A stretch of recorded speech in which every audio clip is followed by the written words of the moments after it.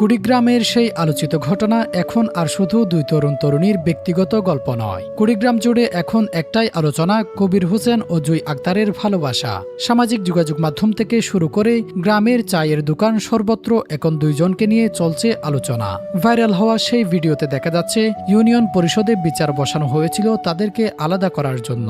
চারপাশে অসংখ্য মানুষ, পরিবারের চাপ, উত্তেজনাপূর্ণ পরিবেশ, সবকিছুর মাঝেও একে অপরকে শক্ত করে জড়িয়ে ধরে কান্না করছিল কবির ও জয়। যেন পৃথিবীর কোনো শক্তি তাদেরকে মন থেকে আলাদা করতে পারবে না। আর সেই দৃশ্যই যেন ছুঁয়ে গেল লাখো মানুষের হৃদয়। এখন পরিস্থিতি নতুন দিকে মোড় নিচ্ছে।